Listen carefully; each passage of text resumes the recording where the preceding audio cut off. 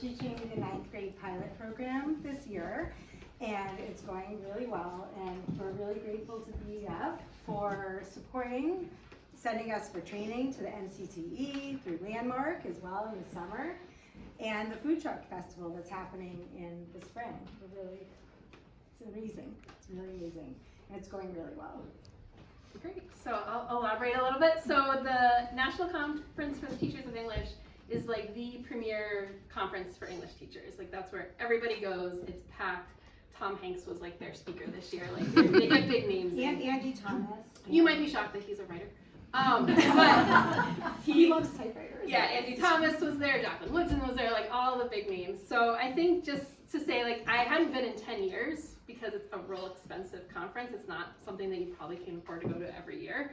So it was great to go and get like reconnected. And one of the things we came away with was, wow, like Brookline is doing so many cool things that aren't even represented at this. So we are applying to present next year, which it will be in Boston, so everybody can go.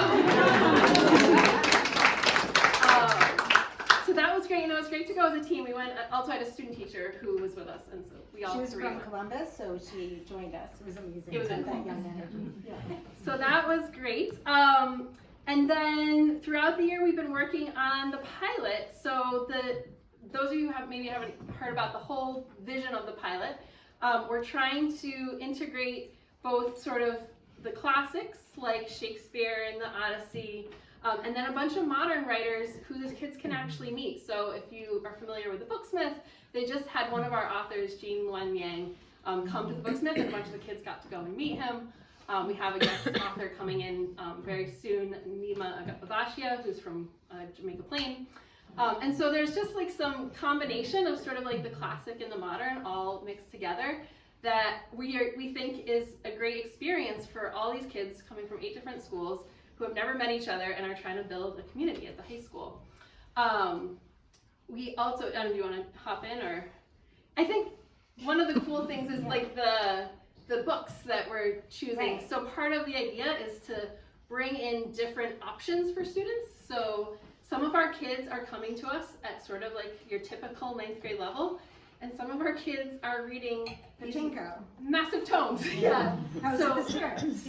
Yeah. we're trying to create access points for both, Right. like both ends of the spectrum of where they're coming in, and then bring them all together on 4 of the texts throughout the year, so that everybody's getting the same experience. And then all 9th graders take the same common assessment, so no matter which class they're in, they're all sort of learning together and then being assessed together, and then feeling as if they can work with all different kinds of people, you know, and they can choose their own path at the high school without other people sort of telling them which way they should go. It's beautiful. Yeah. And then any parents who've ever been on a field trip at one of their children's schools, we are doing a lot of like experiential activities. So there's been, I think with COVID, a drift off from like field trips.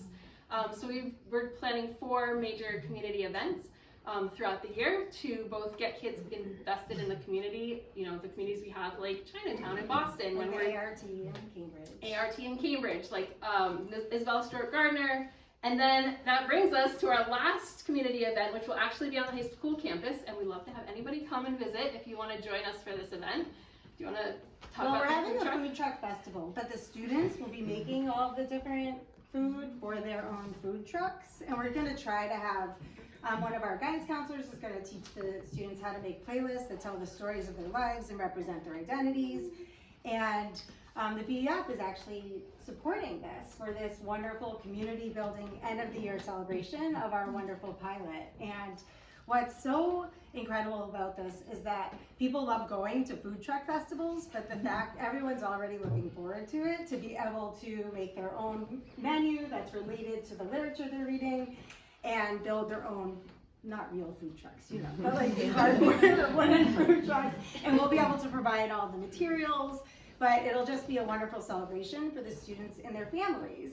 So we really want to create a community in Brookline, and watching how the students are just helping each other, but also learning from one another and learning to navigate you know, coming in from so many different schools, private schools, public schools, coming into this large high school, creating a new community and sort of the culture we want at Brookline High School. And it's just lovely. So, and I'm teaching one honors class as well. So I have that constant contrast all along.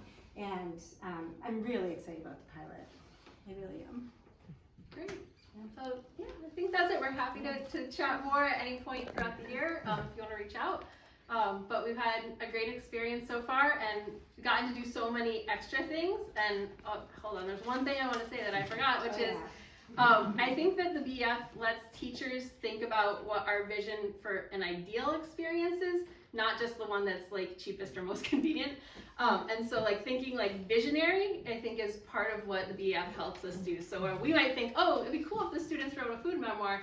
Like, oh, but it would be cooler if they like had a food truck festival and invited their parents, they presented to a public audience. So I think that's just the gift that the BF gives us. Thank you.